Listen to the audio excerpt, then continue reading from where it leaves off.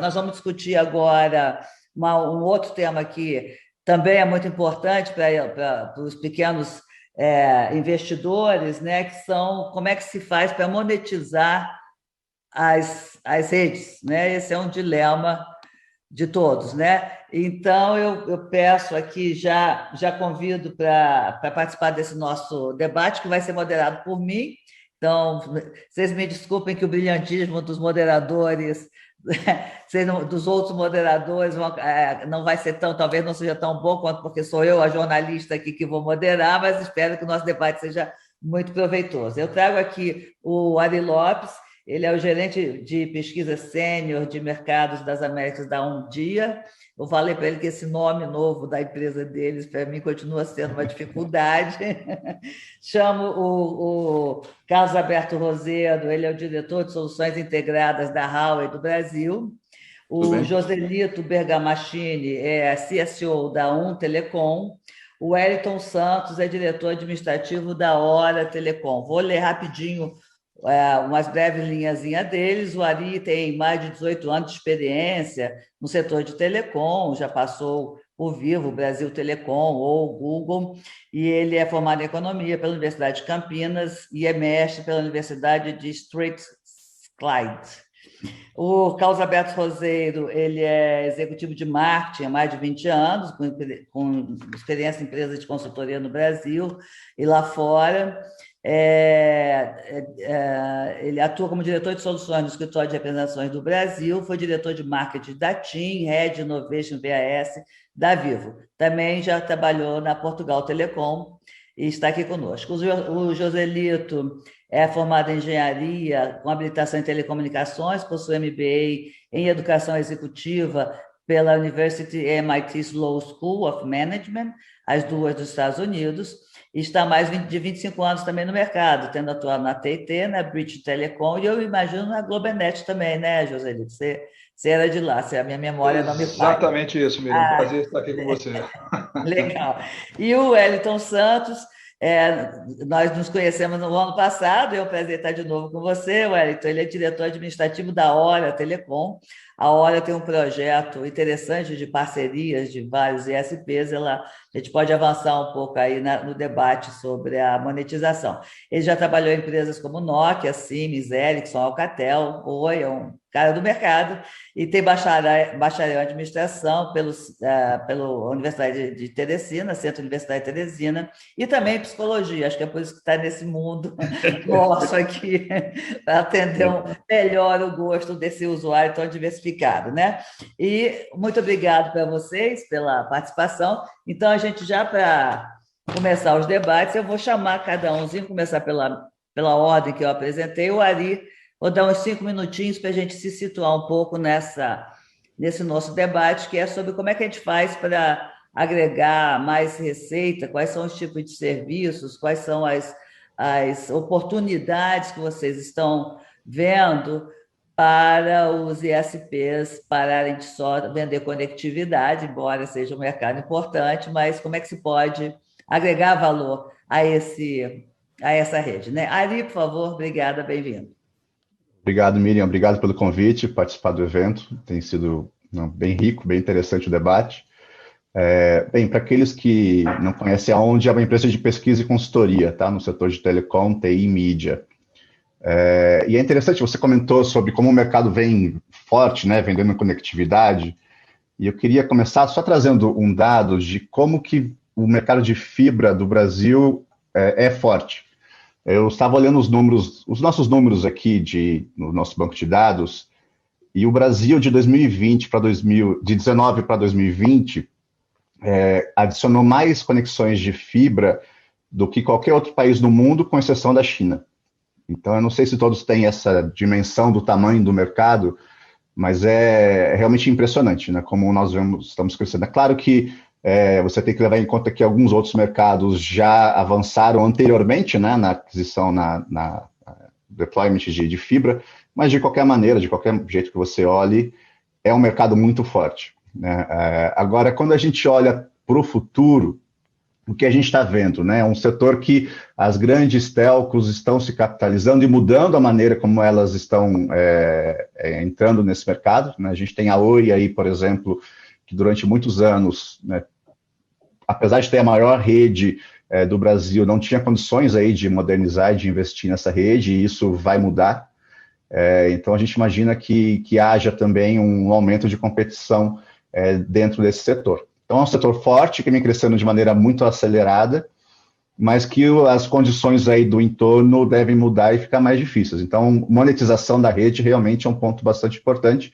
E uma das coisas que eu quero abordar é que a gente precisa olhar aí o que é oportunidade de curto, de longo prazo, e o que a gente pode olhar do mercado de B2C e B2B. Mas isso a gente aborda durante o painel.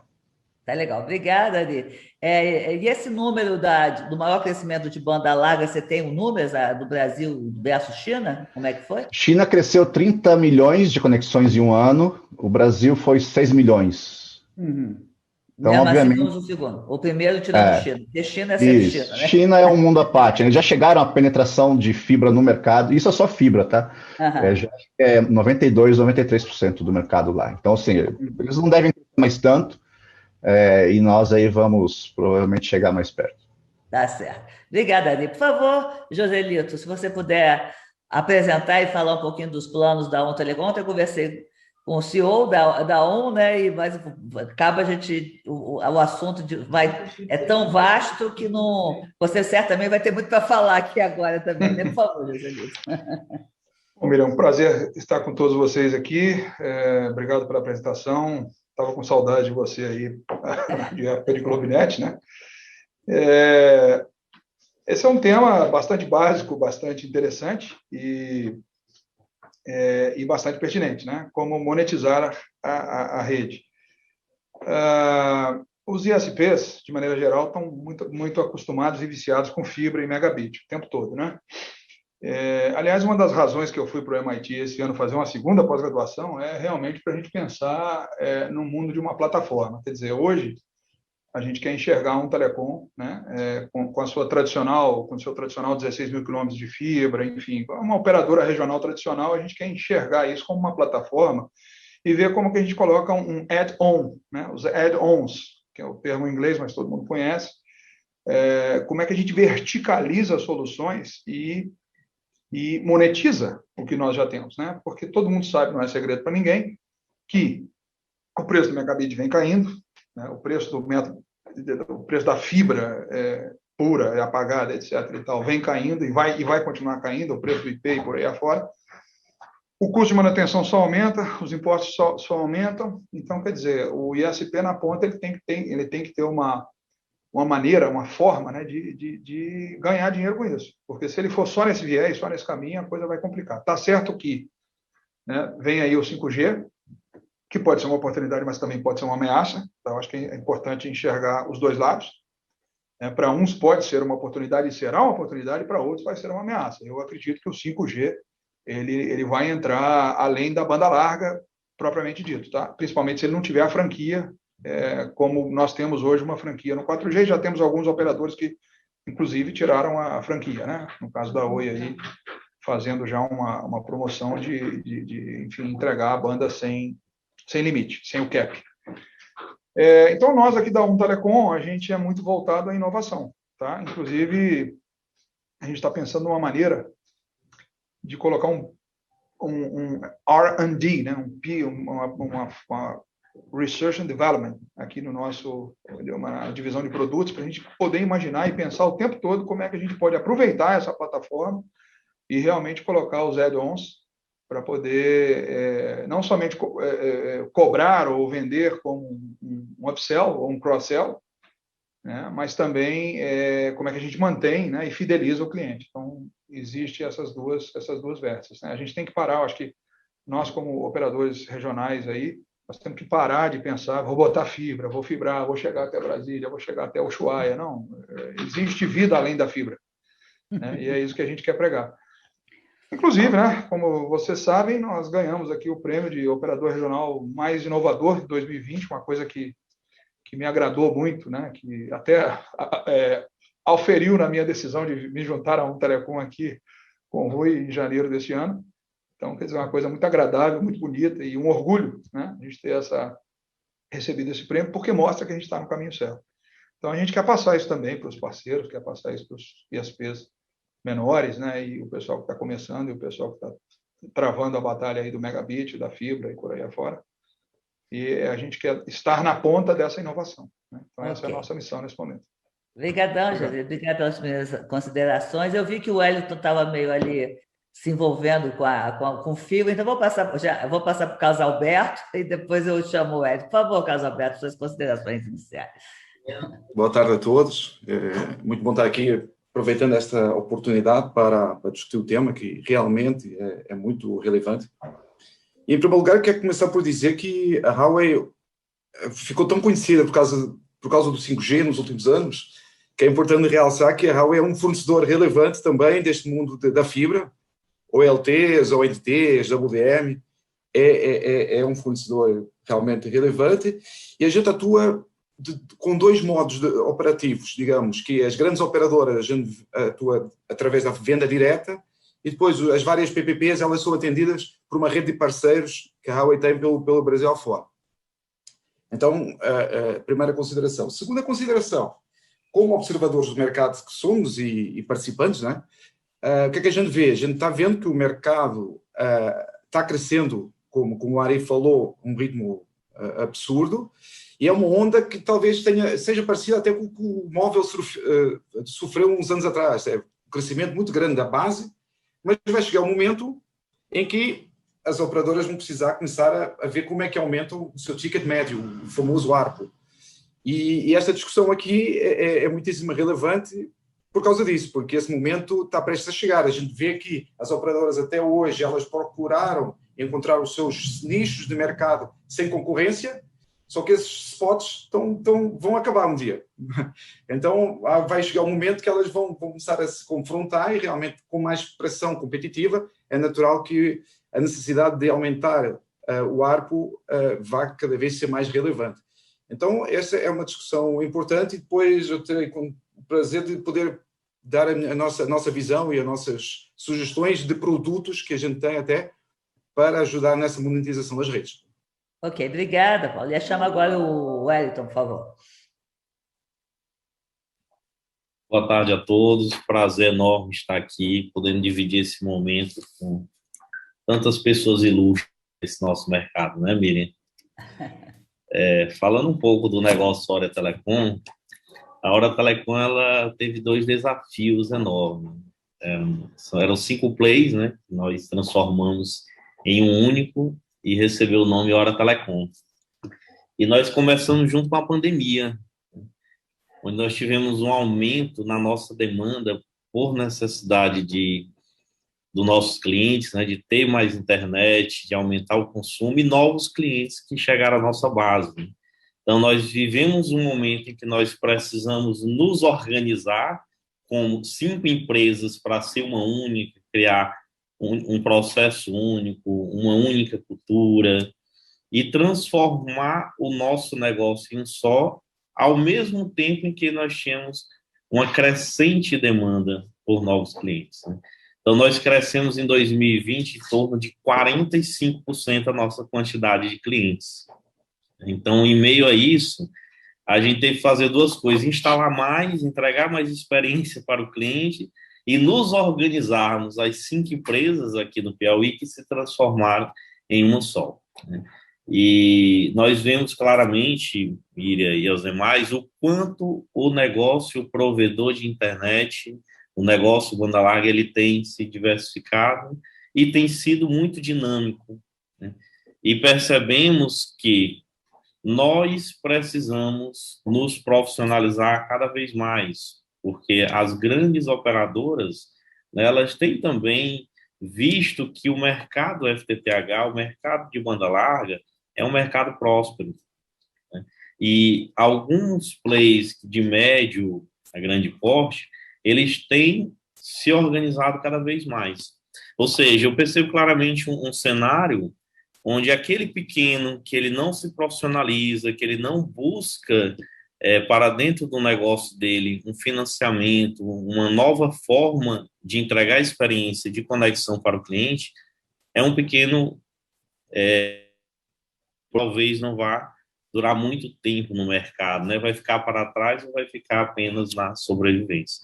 Então, eu percebo esse movimento muito forte, onde nós, né, falando de Hora Telecom, precisamos cada vez mais estar organizados, precisamos profissionalizar, preparando para novas tecnologias que estão surgindo, né, como o 5G, que nossos amigos colocaram, e esse é o nosso desafio. Então, em um ano, tem acontecido muitas coisas boas, né, desde o nosso último encontro, naquele primeiro momento, nós temos crescido bastante, temos amadurecido como empresa, em processos únicos. A Hora Telecom faz parte de um grupo muito maior, né? E isso tem atraído também os novos investidores.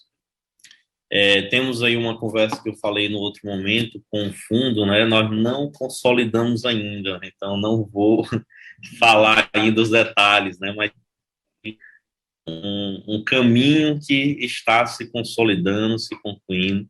Teremos esse aporte financeiro que vai nos ajudar muito, muito a alcançar um novo nível. E é isso, né? Ela tem se organizado cada vez mais e feito um belo trabalho aqui no Piauí.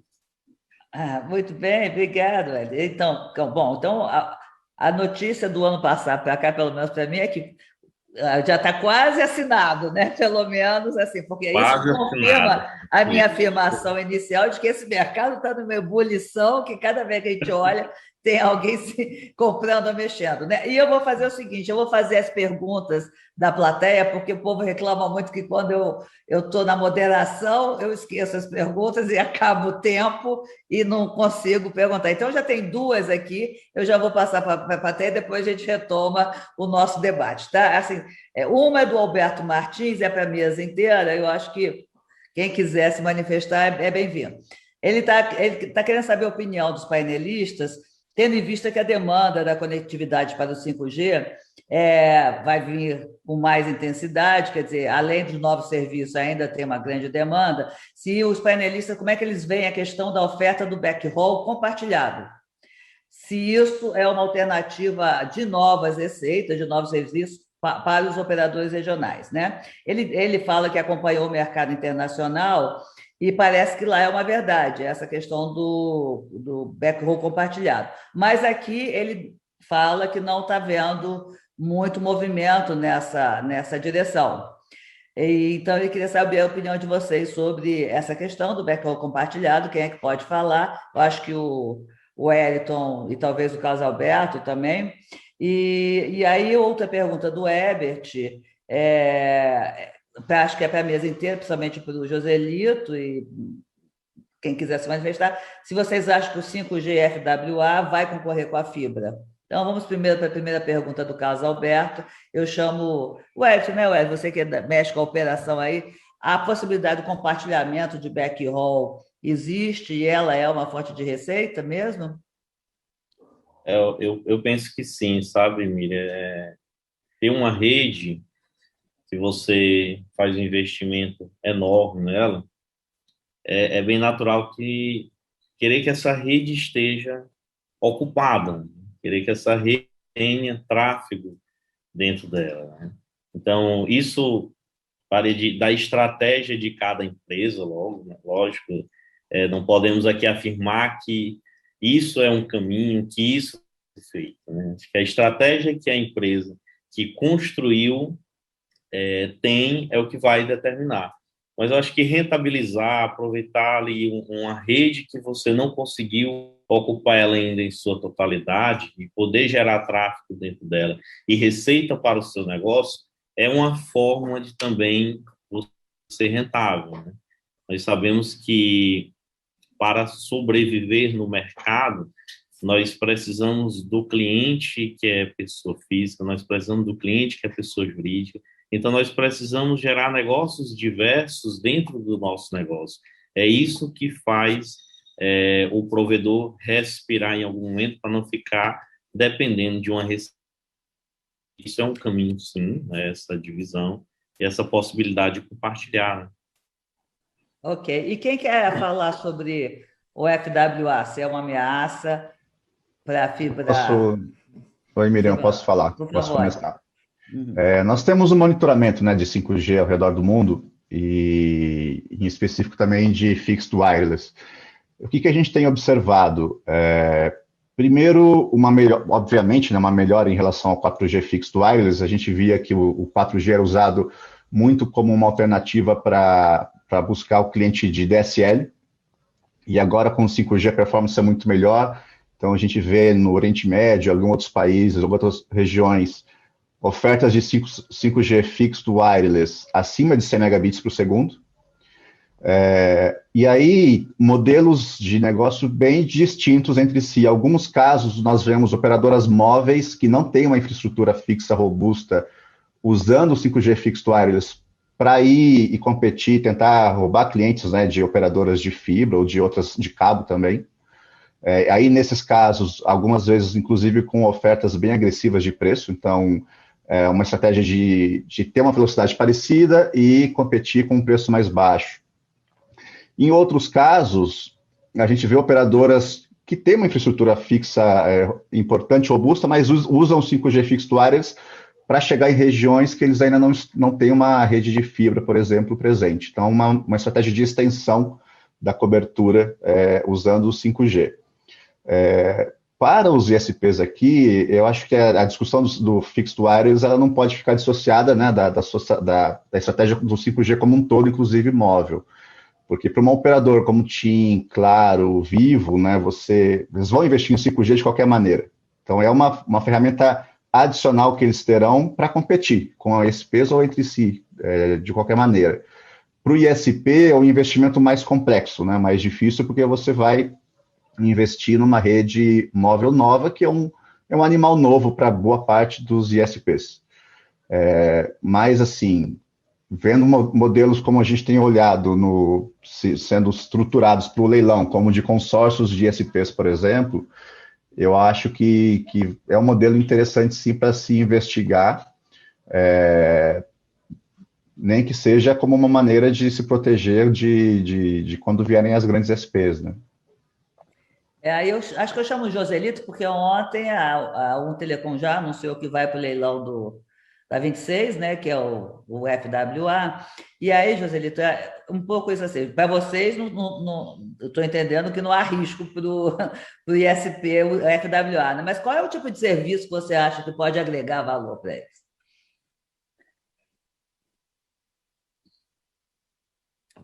Precisa dar uma ligadinha no som, Joselito. Acho que eu que fiquei sem som. Vocês me ouviram? Não, Eu que estava sem som, Ele né? mesmo, tá, Miriam? Nós estamos lhe ouvindo perfeitamente. Tá. Tá me ouvindo? Agora sim, sim. obrigada. Tá. É que eu estou com o Bluetooth e a caixinha aqui. Miriam, assim, para nós, de novo, né, existe a oportunidade, existe o risco, né? O 5G, da forma com a qual ele está sendo colocado, a Anatel quer que os provedores e os operadores regionais como nós estejam aí presentes e participem, né? Concordo plenamente com o que o Ari colocou, muito bem colocado. Quer dizer, as operadoras agora, elas voltam, né, as operadoras, eu digo, as clássicas, né, elas voltam mais rápida, com o 5G, a cobertura, a instalação, o deployment bastante rápido, então eles podem sim competir e vão. E agora, a gente tem que dividir, eu acho que assim, agora a minha opinião pessoal nós temos que dividir em o mundo técnico, que sim, ele concorre e é possível, e o mundo comercial. Todos nós sabemos aqui que o business case do 5G não fecha. A gente tem conversado com vários grandes players, né, e a gente vê que é um negócio muito interessante para o fabricante, com todo respeito, mas para o operador é bem complicado. O investimento é muito alto, o deployment é bastante complicado. Claro que eles vão encontrar uma forma, né? Mas é complexo. Agora, para o ISP, que é o centro aqui das nossas atenções, pode ser sim uma oportunidade tanto de trabalhar com um operador grande, com um franqueado, conforme o pessoal da Vivo colocou aí, eu estava assistindo a última palestra. Existem vários grandes players que querem entrar e comprar frequência e têm infraestrutura, e vão franquear, eles vão querer franquear talvez a infraestrutura, então eles vão montar um programa de canais, ou de franqueados, ou de distribuidores, então é sim uma oportunidade. Agora, acredito que a banda larga pode também coexistir com 5G em vários segmentos, né? Dependendo da oferta, como também disse, colocou o Ari. Agora, de novo, o ISP tem que se posicionar, a gente tem que se posicionar, né? Da melhor maneira possível. Existe oportunidade, mas também existe ameaça. Nós aqui temos um portfólio de 1.000 clientes corporativos e a gente acredita que o FWA vai atender o cliente corporativo também. Talvez o cliente menor, né, o PME, atende mais rápido, né? Se não tiver realmente o cap, e a gente imagina que não vai ter, eles vão atender. Agora, as tecnologias podem coexistir, assim como o satélite de baixa órbita, Starlink, daí do Elon Musk, que está chegando, também acredito que seja um novo horizonte aí de provimento. Eu acho que o 5G vai ser um grande habilitador de tecnologia, então vai ter espaço para todo mundo. A gente está pensando só na banda larga, vamos dizer assim, na conexão internet dia a dia, mas nós temos muita coisa além disso aí para poder atender. Então, eu acho que tem espaço para todo mundo no final. De novo, para o provedor, a gente recomenda cautela, estudo, pesquisa e posicionamento. Essa é a mensagem. Ok. Carlos Alberto, você como um fabricante, pode dar algumas experiências para a gente desse dilema? Eu confesso que essa frase que o 5G não fecha me magoou, me machucou o coração aí. Ela foi forte.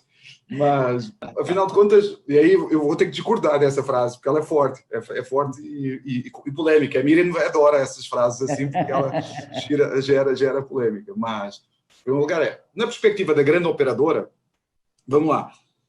É óbvio que o 5G fecha, porque senão todas elas querem estar dentro. Nenhuma se arrisca a ficar fora.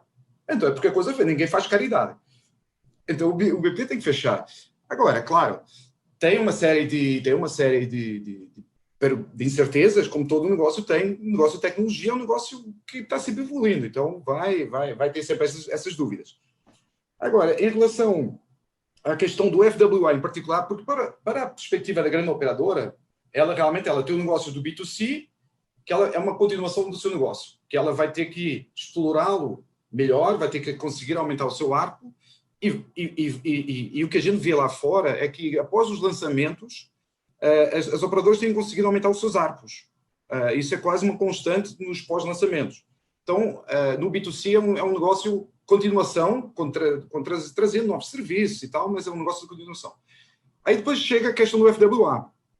E aí, o Ari comentou, depende muito do ponto de partida da operadora. Tem umas realmente que são mobile only, ou mais mobile do que fixa.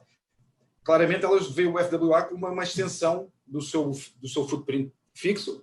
E temos algumas operadoras, o Ari comentou também, que no Oriente Médio, muito agressivas nessa entrada no negócio fixo. Realmente, com franquias ilimitadas, velocidades até 1 giga, como eles promovem, e realmente vão com toda a força entrando aí. Temos outros casos com alguma cautela de complementaridade. E tem uns casos muito interessantes, eu acho esses os mais interessantes, tem uma Vodafone Qatar e tem outras que elas colocam assim, elas colocam o FWA como, na verdade, uma opção tecnológica, mas agnóstica ao cliente. Ou seja, eles vendem um pacote de 100 mega, mas dependendo da localização do cliente, pode ser fibra ou FWA, 5G. Mas eles não falam que é o 5G ou não falam que é fibra. Eles dizem, dependendo da sua localização, eu te ofereço 100 mega. Eu me viro para entregar esse 100 mega. Acho esses modelos muito, muito interessantes e, de fato, é uma tendência que a gente acredita que mais cedo ou mais tarde aqui no Brasil vai chegar. E só para concluir, em relação aos ISPs, aí, claro, o ponto de partida é o outro. E aí eu concordo com o José, aí sim concordo. Ou seja, claro que tem que ser visto de uma perspectiva de business case, fecha ou não fecha, e o negócio de telecom é um negócio de escala. Então, é natural que entrar num 5G, ou seja, com modelos de redes neutras, eu acho que eles são bem razoáveis para se entrar no mercado brasileiro, porque realmente ele dá essa questão da escala. Se vocês olharem numa perspectiva de correlação, EBITDA e dimensão da operação estão correlacionados. Então, quanto maior a escala da operação, maior o EBITDA. Então, é natural que, para uma operação de 5G, se procurar escala, é razoável, e acho que é um caminho que os ISPs faz sentido tentarem trilhar. Acho que faz todo o sentido. Então, eu concordo com um ponto e discordo do outro. Fugindo um pouquinho da 5G, eu passo já para o Hélio, mas eu queria então que ele amarrasse. Vamos voltar para a monetização da realidade hoje, que os ISPs são, afinal, provedores de banda larga fixa, né? São os que levaram a fibra ótica, aumentaram a velocidade da internet brasileira e estão interiorizando mesmo, né? Então, sob essa ótica do modelo de negócios atual, que é a fibra, como é que, Ari, quais são os exemplos? Você falou que tem alguns exemplos B2B, B2C, quais seriam as experiências que você pode citar para a gente sobre isso? E aí, depois eu já passo para o Hélio e provoco ele como é que ele está fechando a conta, e deve estar fechando a conta bem, porque já tem gente colocando dinheiro neles, né? Então, Ari, por favor. Nossa pesquisa, começando pelo B2B, nós temos uma série de pesquisas, né, que a gente tenta ouvir o mercado, tanto consumidores quanto empresas. E são pesquisas que nós fazemos todos os anos, são pesquisas globais que incluem o Brasil.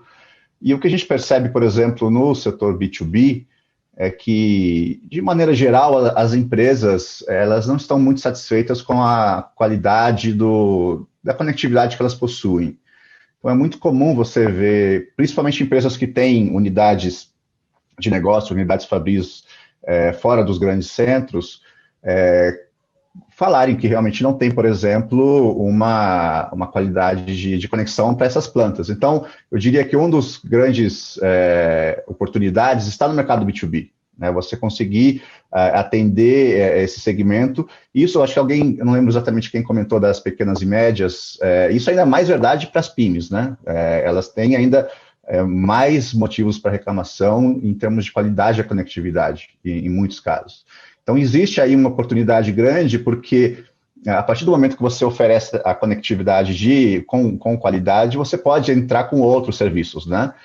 Você tem cada vez mais operadoras fazendo, por exemplo, pacotes que incluem não só conectividade, mas também serviços de cloud, também serviços de segurança digital, e muitos outros pacotes que pequenas e médias e grandes vão consumir. Então, eu acho que uma grande vertente para os ISPs é realmente se especializar, entender melhor como mapear e como atender o mercado B2B. Eu achei uma grande oportunidade. No B2C, o que a gente vê, e isso inclusive olhando outros mercados, obviamente, né, isso eu acho que já está de uma certa maneira mapeado aí pelo setor, né, oferecer serviços em cima da rede, né, como por exemplo vídeo e etc, é uma coisa que já está bastante internalizada.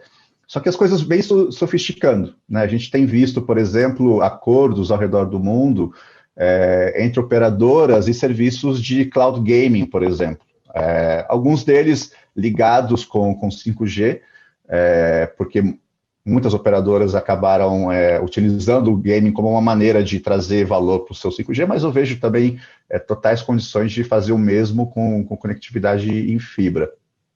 Então, a gente tem, assim, essas vertentes de qualidade, digamos assim, de serviços de qualidade que você pode agregar da banda larga. De novo, serviços de segurança são outras áreas importantes. Uma outra área também, eu acho, no Brasil, eu acho que teria que ser feito, digamos, uma conta com muito cuidado, mas alguns provedores vêm agregando hardware para suas ofertas para os clientes também. Então, desde, por exemplo, algo mais sofisticado, mais caro, como vender a conectividade junto com um videogame, um console. Em alguns países isso faz sentido, talvez aqui não tanto no Brasil. Mas, por exemplo, redes de Wi-Fi Mesh, né, dispositivos de Wi-Fi Mesh também, incluindo dentro da sua conectividade, é uma outra vertente bastante interessante que a gente tem visto. Então, são alguns exemplos, né, de coisas que você pode olhar. Acho que todos eles são, basicamente, você pode olhar isso de uma maneira de curto a médio prazo é possível agregar. E aí, de longo prazo, eu diria que muito tem a ver com o que a gente pode agregar com o 5G, depois a gente pode conversar mais a respeito. Olha, só uma dúvida em relação aos consoles de game, no Brasil você acha que não é importante por causa da questão tributária, né? Por causa do preço, do próprios. custo, exatamente, por causa do custo. E, obviamente, assim, existe também alternativas. Tem operadoras que não oferecem um console, mas oferecem Xbox Game Pass e outros serviços atrelados, né? Mas a questão principal é o preço, né, o custo. Wellington, como é que vocês estão fechando? Qual é a mágica para fechar a conta ou para aumentar a receita? É uma pergunta difícil, né, Miriam? Mas falando da minha realidade, que o meu foco não é o B2B, né, mas sim o B2C, como a gente fecha a conta? É um esforço muito grande que nós temos feito, manter o nosso cliente na base, né? Nós temos trabalhado diuturnamente para diminuir o churn, né? Aquele cliente que entra na base, quanto mais tempo ele amadurecer comigo, melhor. Então, acho que para a gente fechar a conta, aqui no Piauí, nós temos ainda uma realidade diferente de outras capitais do Nordeste, né? Algumas capitais do Nordeste já estão com seu ticket médio de cliente B2C de R$ 84, R$ 74, R$ 70, variando nessa média, né? No Piauí ainda temos o privilégio de dizer que temos tickets acima de R$ 100, né? E isso nos ajuda muito a fechar a conta, né? Porque eu tenho um cliente que tem um pagamento, né, um valor agregado maior para nós. Então, eu diminuo esse tempo de retorno do meu investimento que eu fiz ali para colocar ele dentro da base e depois o esforço maior ainda para que ele tenha essa experiência de conexão. Nós trabalhamos com os equipamentos já aceios, né, todos acima já com capacidade de navegar acima de 100 megas, e nós já vendemos o produto acima disso, né? Isso tem sido um diferencial para a gente. Alguns provedores que na nossa realidade ainda trabalham planos menores, então eles trabalham com equipamentos que ainda não suportam, né? E eu acho que essa experiência que o cliente tem na ponta faz ele permanecer conosco, né? Ele saber que ele tem uma conectividade segura e estável e que tem velocidade, né? Nós já estamos trabalhando aqui os planos acima de 200 mega e vamos em julho logo lançar uma novidade, uma mudança em relação à velocidade, e isso é o que tem feito a gente fechar a conta, é manter os nossos clientes na base, gerar aí uma experiência com ele. E somado a isso, né, os SVAs que nós temos, né, e todos os serviços de cloud, né, estamos logo lançando aí novos serviços também para agregar aquele cliente que já está na nossa base, que já está conosco, o que a gente pode entregar de serviços diferentes para ele, né, em relação a uma operadora móvel, virtual, que tem sido muito comum, e também TV. Então, nós temos aí já um portfólio de serviços aí para lançar, devemos começar logo, para que essa conta continue fechando e sejamos positivos, né? Sempre. Joselito, me conta um pouquinho dessa ideia. Como é que é essa add-on que vocês estão imaginando? O que vocês estão imaginando? Vocês estão apostando no app? Vocês estão apostando nos serviços profissionais? O que é isso que vocês estão fazendo e vão fazer? E se é só para o mercado B2B ou se vocês vão também para o B2C? Na verdade, a gente começou uma operação de B2C aqui bem recente, está indo muito bem, estamos agregando também bastante usuários aqui em parceria com outros provedores também. Mas veja bem, a primeira coisa que a gente tem que fazer, tá? A gente também está conversando com vários fundos aí e tem sentido deles aí bastante interesse e apetite em investimento. Bom, a primeira coisa que a gente tem que fazer, além de manter o cliente, que eu acho que isso é básico, seja ele no B2C, no B2B, evitar o churn, não há dúvida, é uma estratégia bastante antiga e eficiente, tem que ser assim mesmo. Agora, a primeira coisa que a gente está fazendo aqui é uma eficiência brutal buscando uma eficiência brutal na nossa operação. Então, onde a gente vai investir, por que a gente vai investir, quer dizer, montar sólido business case, né? Eu costumo dizer, eu vim de um grupo de investimentos muito grande, né, que posso mencionar aqui, que é a BTG Pactual. Então, quer dizer, antes de realmente botar o dinheiro, vamos entender e pesquisar e estudar se realmente isso aqui vale a pena. Então, buscar eficiência na operação, seja ela na operação de vendas, da operação de vendas até a entrega e operação dia a dia com o cliente, é um negócio básico para a sobrevivência. Depois, inovação. É aquele prêmio que a gente ganhou com vocês aí que me toca o coração. Cara, é um exemplo disso. É uma integração simples, né? A Video Cloud. Quer dizer, hoje nós temos 2 grandes clientes que usam esse serviço e estão bastante satisfeitos. Quer dizer, a gente faz reconhecimento facial, faz reconhecimento de temperatura e, posteriormente, vamos fazer reconhecimento de pessoal, né? Ou seja, de fichas criminais, etc. E tal. É um negócio que a gente agregou em cima da nossa plataforma de maneira brutal, né? E é uma oferta que traz um resultado no B2B excepcional. Então, é esse tipo de solução, e por isso que a gente está com uma consultoria aqui, né? A gente está buscando montar um P&D, pesquisa e desenvolvimento, porque a gente não pode ficar só enterrando fibra, não vai dar certo, não vai fechar. Enterra fibra, constrói pobre, quer dizer, essa maneira tradicional de trabalhar, ela está condenada, tá? Então, a gente tem que ser muito criativo para poder buscar esse crescimento sólido, né? Esse crescimento sustentável. Não adianta você sair de novo, né? A gente conhece vários operadores, o cara tem 2,5 milhões de quilômetros de fibra, tá? E aí? Agora para manter essa rede, né? E agora para monetizar essa rede? E agora para encher essa rede? Então não adianta. O dólar subiu, os equipamentos 100 GB, 1 tera, chegam e quando são lançados são extremamente caros. Então, quer dizer, essa criatividade, essa inovação é o que a gente está buscando aqui, até por essa razão que eu fui buscar me fortalecer lá fora, porque a gente tem que se aculturar a isso. Então, eu te dei um exemplo, nós estamos desenvolvendo mais outras coisas aqui, já temos o MVNO, já temos o IoT, a gente tem que buscar isso aí cada vez mais e mais. Queria só fazer um parêntese com relação ao 5G. Essa história da conta não fechar, ela veio de um grande entrante, ele disse para nós, né? O investimento inicial é extremamente alto, e a gente não acha, Miriam, que você hoje, vou te dar um exemplo hoje, você tem um plano sem cap de 4G por R$100, a gente não imagina que se o 5G chegar, o operador vai cobrar por ele R$500, R$1.000, não vai de jeito nenhum, porque, infelizmente, nós lidamos com tecnologia, mas a massividade da comoditização ela é brutal. Não adianta você dizer, o camarada não sabe o que é um cabo óptico submarino, como ele sai daqui, chega até lá, o tanto de sangue, de investimento que tem que botar nisso aí. Mas é commodity, você manda um WhatsApp, sai lá do outro lado, sai em Londres, aí recebe, quer dizer, então a gente não acredita que quando se lançar o 5G, o operador vai cobrar R$2.000 no ticket. Isso não vai acontecer. Ele vai cobrar um pouco mais, porque vale um pouco mais, mas no final das contas, minha amiga, esse é o preço. É R$100, é 80, é 120, é 150.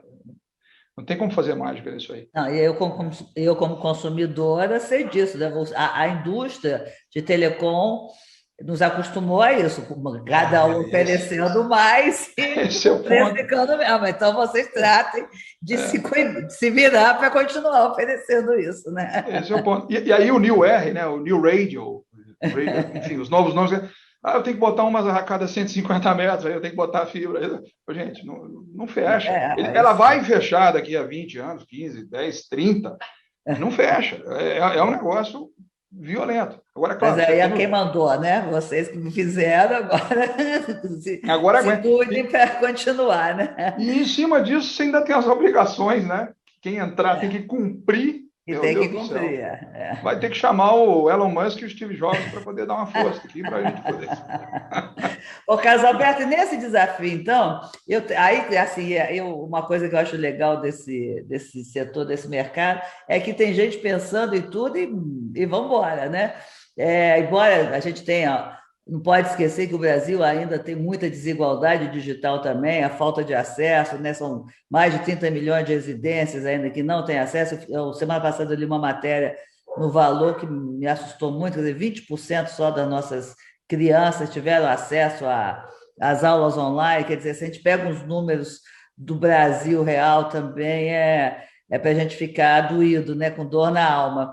Mas, Caso Aberto, desses sonhos que eu tenho visto que acabam se realizando é de que tem muito provedor falando que vai para a área rural, que da mesma forma que ele foi para o interior, ele vai chegar nesse deserto digital que se chama as zonas rurais brasileiras, né? Eu sei que a Huawei tem algumas tecnologias, até formato de soluções para esse mundo rural. Como é que você vê isso no Brasil? Você acha que tem possibilidade? É um mercado? Eu sei que é um mercado carente, né? Mas eu não sei se é um mercado que pode ser atendido sem estímulo, seja ele qual for. É um mercado que precisa ser atendido. E aí, não necessariamente pelo 5G. Não necessariamente pelo 5G. A gente tem você comentou de uma solução, a gente realmente tem uma solução que ela é mais simples, é simplificada, tem inclusive a energia solar, tem uma conexão de relay em vez de ser servida por fibra, exatamente para atender áreas menos densamente povoadas. Essa é a ideia. Agora, a área rural também tem grandes oportunidades de negócio. Ou seja, apesar de ser pouco densamente povoada, tem oportunidades de negócio. O agrobusiness é o que a gente sabe. Então, aí é uma questão, é muito caso a caso, mas a gente vê alguns casos de oportunidades de use cases concretos, que em alguns casos podem ser atendidos pelo 4G, sim, mas outros casos, talvez o 5G traga mais eficiência. E aqui às vezes me perguntam, de que forma? Imaginem, para fazer um monitoramento de uma vasta área por drone. Se tiver um drone com a capacidade de transmissão de imagem em alta qualidade em tempo real, você consegue tomar decisões para a gestão desse campo muito mais rápidas e com maior precisão. Isso traduz-se em mais produtividade. Então, aí é que fazer a conta se essa produtividade e eficiência compensa o investimento, por exemplo, de uma cobertura 5G, que seria o caso que daria suporte ao drone transmitir essas imagens de alta resolução. Esse é um caso, tem inúmeros outros casos. Por exemplo, mineração é outro caso que eu gosto de comentar, porque eu acho muito interessante e é tão simples quanto. Mineração é uma área onde, normalmente, você não vai botar uma cobertura móvel sequer. Mas tem uma empresa aí grande, eu não vou falar uma mineradora, que já trabalha com caminhões autónomos, que vão de um ponto A ao ponto B, autonomamente, sem ninguém dirigindo eles. É possível que ele vá em 4G? Então é possível fazer uma private network em 4G e ele vai do ponto A ao ponto B. Só que, para ir do ponto A ao ponto B numa rede 4G, a latência não é muito baixa. O que é que significa isso? Que a velocidade do caminhão vai 10 km por hora, por exemplo. Se a gente colocasse uma rede 5G com uma menor latência, o caminhão já podia frear mais rápido, podia ser mais manobrado. E, portanto, você conseguiria aumentar uma velocidade média de 10 km por hora para 30 km por hora. Apenas 3 vezes mais rápido o caminhão, que se traduz num aumento de produtividade brutal, de quantas mais viagens você consegue fazer com esse caminhão. Então, são exemplos básicos que demonstram que, em muitos casos, poderá fazer sentido realmente investir em redes móveis, seja um 4G, seja um 5G. Então, realmente existem oportunidades de negócio e, felizmente, o Brasil tem muito por aí afora. Acho que essa é a ideia.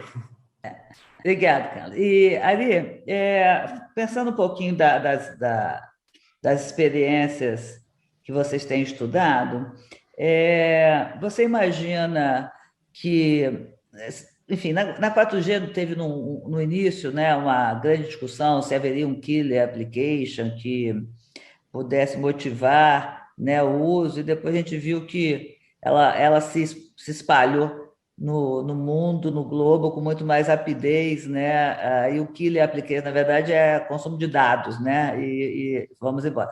Como a 5G é muito disruptiva, né? Você imagina que há um killer application para... Acho que não tem killer application, mas assim, o que é a 5G? Por ser disruptiva, ela poderia oferecer de diferenciado hoje que a fibra não oferece, por exemplo. Que a fibra, para mim, já é um killer application por si só, né? É interessante, né? Essa questão do killer application é uma coisa que ronda nosso setor há muitos anos e ficou, né?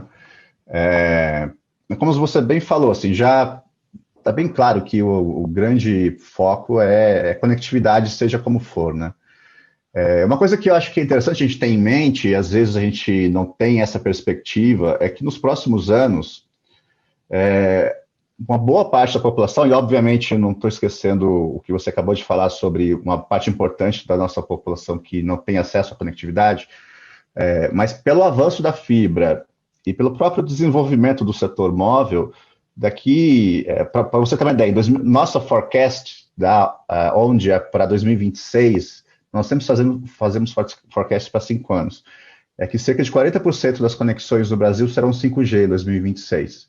Isso é basicamente uma extrapolação, nesse momento, né, uma extrapolação de como foi a adesão do 4G, sendo que a gente acha que vai ser um pouco mais acelerado. Então, a gente vai ter uma boa parte da nossa população com acesso à fibra em casa e o 5G fora dela. Isso, trocando em outras palavras, provavelmente as pessoas vão estar, no mínimo, aí com 100 megabits por segundo, né, de disponibilidade. Na cidade, movendo-se fora de casa ou dentro de casa. E aí, isso eu acho que realmente é muito disruptivo, isso gera uma série de oportunidades muito interessantes, né? Se você pensar que sem 4G, provavelmente nós não teríamos serviços como Uber, iFood e outras coisas mais, com 5G isso vai para um outro patamar. Se a gente olhar os primeiros casos, né, de 5G no mundo, por exemplo, na Coreia, o que eles fizeram ali? Quais são os primeiros serviços que estão sendo lançados? Realidade virtual, né, realidade aumentada. Você tem ali, as operadoras escolheram lançar serviços, por exemplo, que você pode ver eventos ao vivo, seja uma banda de música num estádio, seja um jogo de futebol, no caso lá eles são bem fortes em beisebol. Você pode ter acesso a câmeras especiais, pode ter acesso a diversas maneiras de olhar o lance, que chamam de time slicing. Você tem uma série de, por exemplo, de aulas, uma coisa que, por exemplo, que as operadoras lá fizeram, aulas que você tem uma maneira de usar a realidade aumentada, aí você tem aulas de pilates, de yoga e de dança e etc. Isso é gratuito, por exemplo, para as pessoas poderem ter acesso e experimentarem a tecnologia. E aí, se ela quiser usar isso para assistir uma banda de K-pop ou um jogo de beisebol, ela tem que pagar um valor adicional. Outra coisa que eu comentei anteriormente, cloud gaming também é bastante importante, né? A gente vê cada vez mais acordos incluindo cloud gaming nos pacotes. Isso já está acontecendo agora nos países que já lançaram o 5G. Agora, no B2B, eu acho que é muito mais disruptivo mesmo, né? Porque a gente está falando de baixa latência, em muitos casos, em plantas que antes não tinham acesso a uma boa qualidade de conexão. Então, quando a gente conversa com empresas, é muito comum a gente ouvir que ela já tem uma série de máquinas sensorizadas, uma série de modelos de trabalho que poderiam se beneficiar de uma conexão online rápida de baixa latência, mas não é usado. Em muitas fazendas, por exemplo, muitos tratores, etc., já tem sensor e não é utilizado. Usa por causa da ou conectividade ou interoperabilidade. Isso. Né? A partir eu tenho do uma momento história que você... engraçada sobre esse negócio de realidade virtual. Eu espero que o 5G mude. Meu filho é arquiteto e ele trouxe, quando ele estudou nos Estados Unidos, quando ele veio, ele trouxe toda uma tecnologia de realidade virtual para apresentar os projetos dele. E a mãe não conseguiu assistir, porque eu fico tonta, eu não consigo entrar no projeto, porque acho que tem a realidade virtual... A que eu conheci tem lá suas limitações, não conseguia aprender. Tomara que na 5G eu consiga ver melhor essa coisa, porque a tecnologia sempre acaba pegando alguns, né?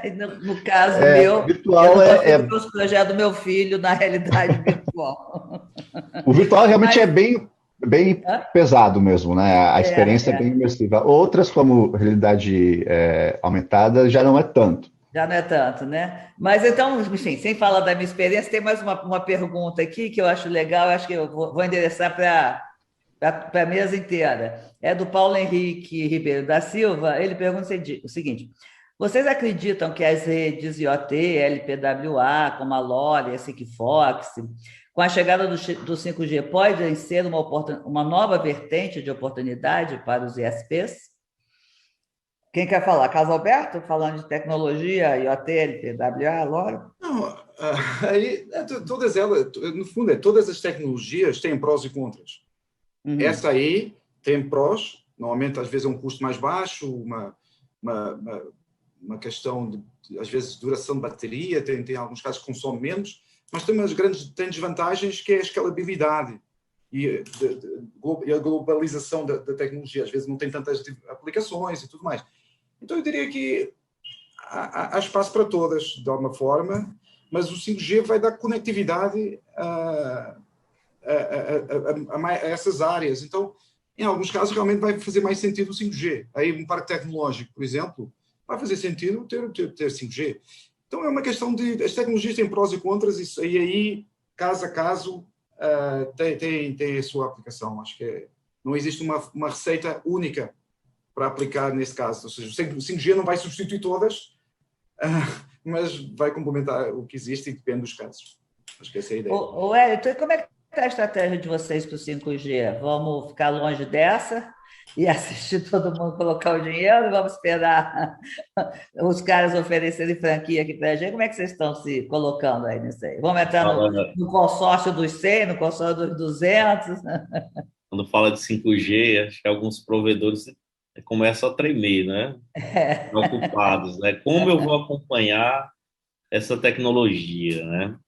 Eu acho que o 5G é uma realidade, nós não podemos fugir dela, e é até o normal, essa evolução tecnológica, ela está desde a Revolução Industrial, né? Então, nós não podemos fugir.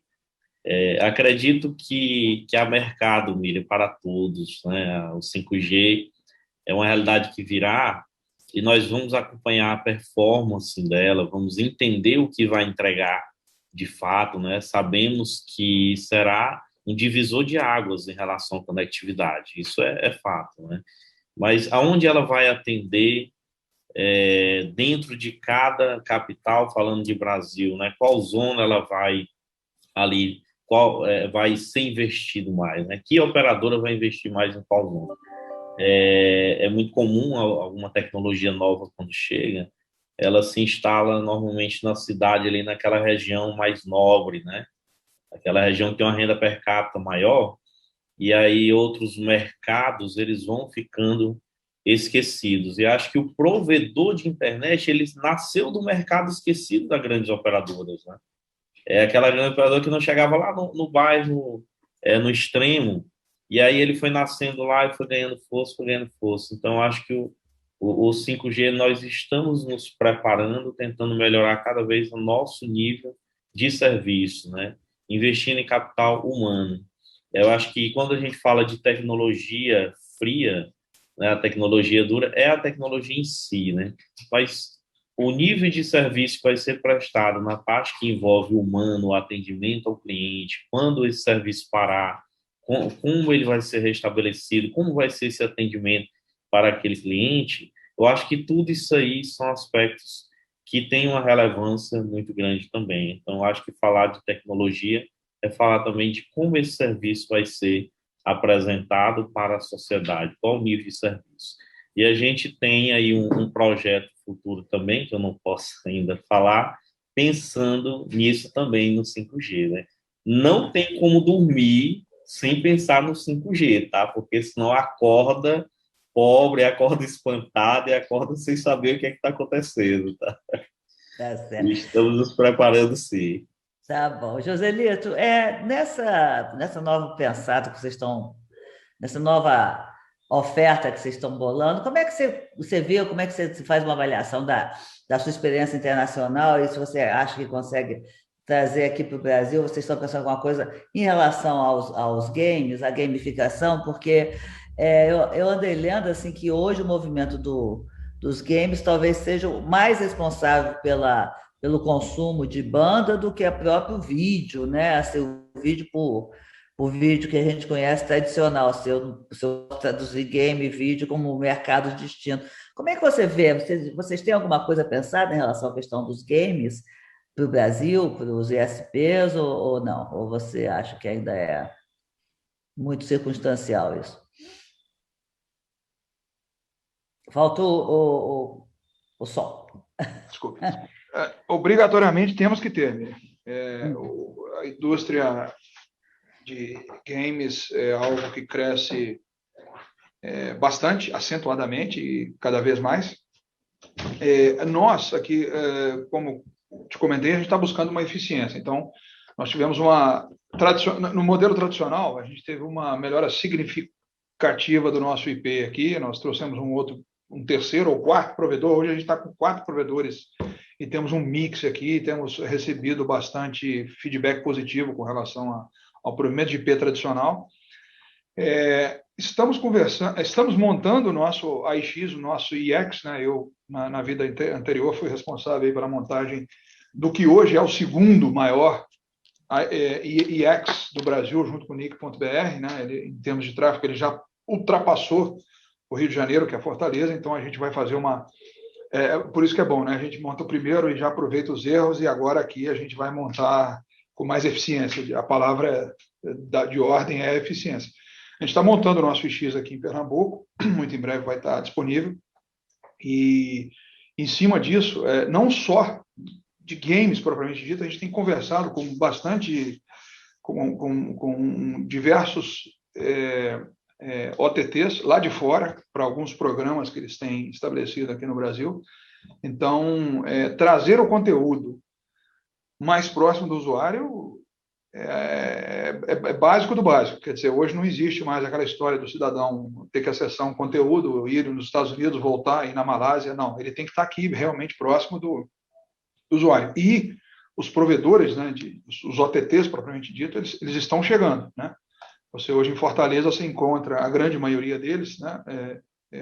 O Edge já está disponível lá, e eles vão disseminar esse conteúdo pelo Brasil inteiro. Então, eu sei que a pergunta é sobre game, mas ela se aplica também à questão dos OTTs.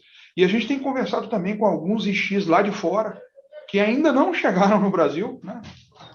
Muitos deles com conteúdos, inclusive, que estão ainda hosteados na Ásia, e não chegaram nem aqui nas Américas ainda, para trazê-los para cá. Quer dizer, de novo, né? Antigamente, né, no modelo tradicional, mas se eu trouxer esse cara, eu vou perder o megabit. Porque ele não vai usar mais o meu cabo, o meu IP. Não. O conceito é o ecossistema. É aproveitar isso tudo, né, que está disponível, e montar um ecossistema. Foi o que nós fizemos lá em Fortaleza e deu super certo. Enfim, hoje é um centro de conteúdo, uma plataforma, um one-stop shop de serviços absurda. E nós vamos fazer isso aqui também de uma maneira mais eficiente. E isso se aplica a games, isso se aplica a conteúdos diversos, OTTs e por aí afora. Basicamente é isso. Você vai ser não mais um hub, mas uma fábrica de recolhimento de conteúdos aí que vocês estão montando, né? Logística, né? Vamos pensar como se fosse uma empresa de logística. É mais ou menos isso. Então, armazenagem, distribuição eficiente. Ou seja, se não houver eficiência, a gente mata todo o business case. Okay. Quando a gente falou de compartilhamento ali atrás, ele tem que haver e de maneira eficiente, porque senão a gente vai morrer todo mundo. Quer dizer, a gente vai sair instalando cabo para tudo quanto é lado, sem planejamento, sem um business case sólido. Cara, esse jogo não existe mais, pessoal, de coração. Isso não existe mais. Ele tem que ser hoje planejado, ele tem que ser arquitetado e implementado. Então, essa história de sair, atira a fibra para cá, põe um pote para lá, esquece. Você tem que realmente estudar, né, a questão por exemplo, da baixo atendimento aí em áreas rurais, etc. É uma oportunidade, né, indiscutível, mas isso tem que ser estudado. Quer dizer, o ISP hoje, e o nosso fórum aqui é para ISP, ele tem que pensar no que ele vai fazer. Não pode sair simplesmente, ali tem uma moita de mato, então vamos lançar um cabo. Não, não é assim que funciona. Então tem que existir esse planejamento. Gente, eu sinto informar-los, mas o tempo já acabou. Passa rápido, né? Até eu acho que a nossa noção de tempo mudou. A minha, pelo menos, mudou completamente aí por causa desse novo mundo, né? Assim, minha noção de tempo de 10 anos atrás certamente era outra do que é agora. Então, eu peço para cada um dar a palavrinha final, porque ainda temos mais uma palestra hoje. Eu não quero tomar o tempo do último palestrante, mas ele está lá nos esperando. Eu começo, então, com o Carlos Alberto. Carlos, por favor, pode você dar suas considerações finais, aí eu passo pela minha listinha aqui. Carlos, Wellington, Ari e Joseli. Por favor, Carlos. No fundo, consolidando algumas ideias que a gente falou aqui, é um mercado, este dos ISPs que a gente está falando, que realmente está crescendo muito, os clientes estão vindo, isso é muito bom, não é? É um mercado que agora vai começar uma fase de maior maturidade, com maior eficiência a nível dos seus investimentos, acho que vai necessitar isso, e portanto vai precisar aumentar as suas receitas, o seu ticket médio. Eu peguei aqui uma ideia que, para atingir isso, para aumentar o ARPU, aumentar mais velocidades é um caminho que pode ser. A gente tem outros produtos para aumentar o ticket, por exemplo, a gente tem o ONT de Gaming, que reduz a latência no last mile do Wi-Fi, que é um produto bem interessante para atender esse público de gamers. E, enfim, haveria outros, mas no fundo é um desafio e a Huawei está aqui para trabalhar junto com as operadoras para fazer mais dinheiro e fazer os seus negócios viáveis, com eficiência e com rentabilidade. Esse é o nosso propósito. Então, vamos continuar aí acompanhando aí. Ok, obrigadão, Carlos. Por favor, Ari, suas considerações. Pena que é pouco tempo para todo mundo, né? Dava para a gente falar muito mais. O debate foi bem bacana. Eu diria o seguinte, muito do que a gente falou acaba tocando num tema de que muitas das operadoras vão precisar se tornar plataformas, né? Para poder atrair parceiros diversos para poder oferecer serviços para os seus clientes. Agora, ninguém quer se fazer parte de uma plataforma que não tem escala. E eu acho que isso é um ponto de atenção para os ISPs. Aqueles que não atingirem escala, acho que terão dificuldade aí no futuro. E aí eu vejo um caminho totalmente oposto. Se você não vê perspectiva de crescer, de ter uma escala grande o suficiente, você tem que ir para um caminho de eficiência, de reduzir custos, de entregar aquele bit ao menor custo possível para poder sobreviver. Então, eu acho que é um momento bastante importante. O mercado vem crescendo muito, mas ele vai passar por uma transformação muito importante e realmente as operadoras precisam se posicionar e pensar de uma maneira diferente. Mas eu agradeço aí a oportunidade, Miriam. Ok, obrigadão, Ari. Por favor, Wellington. Vou agradecer, Miriam, por esse momento tão rico, né? Poder dividir o espaço com essas cabeças brilhantes aqui, né? Acho que o mundo de telecom, ele também aproxima as pessoas, né? E o que a gente vê cada dia é que é um mercado que cresce, é um mercado que é dinâmico e tudo muda muito rápido e a gente precisa estar muito atenados para acompanhar, né? E o recado que eu tenho para dar, acho que a gente, cada vez mais que profissionaliza o nosso negócio, a nossa responsabilidade aumenta com o cliente, né? E aí você disse assim, você nos acostumou mal o cliente, fica só dando mais isso, e o cliente quer cada vez mais, né? E qual é o limite? Eu acho que não há limite para manter o cliente satisfeito, né? Eu penso exatamente assim, né? E muito obrigado, né, pelo espaço, né, por esse momento tão rico e parabenizar aí os amigos aí, o Ari, o Joe, o Carlos, por palavras aí que eles trocaram conosco, né? É um momento de crescimento e de conhecimento. Muito obrigado, tá? Obrigadão, Wellington. E Joselito, por favor, suas palavrinhas finais aqui, antes da gente concluir. Bom, primeiro, Miriam, eu estava com saudade aí de você e desses painéis, né? Muito, muito rico, muito enaltecedor e muito nobre. Os caros amigos também aí Agradeço ao debate saudável, extremamente saudável, enriquecedor. Peço perdão se alguma coisa saiu equivocada. Telecom bate o coração de novo de dizer que é a operadora regional mais inovadora do setor. Isso é um orgulho para nós. Isso é muito mais do que revenue, do que ticket médio. A RPU é, para nós, um grande orgulho.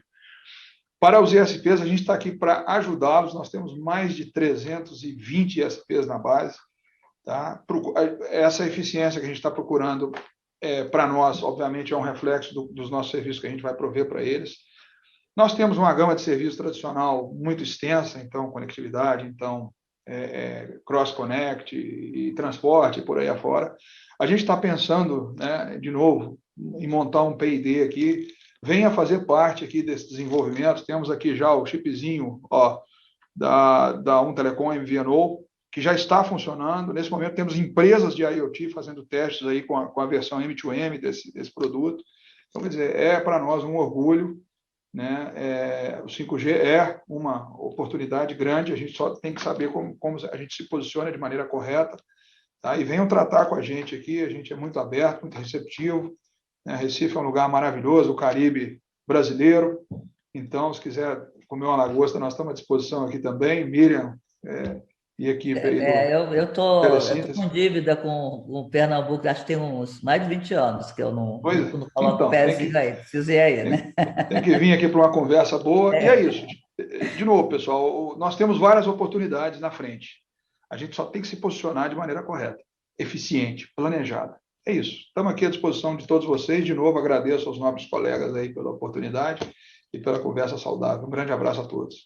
Obrigadão, gente. Muito obrigada. Foi um prazer enorme e espero que na próxima vez que a gente se reúna, vocês já tenham anunciado, e peço para que as novidades sejam apresentadas primeiro para o nosso portal, que nós também temos uma concorrência acirradíssima sobre notícias online, então nós estamos aqui também querendo estar na frente sempre. Então, por favor, quem tiver notícia que possa nos apresentar, por favor, procure a gente primeiro também, né? Vou fazer meu comercialzinho aqui.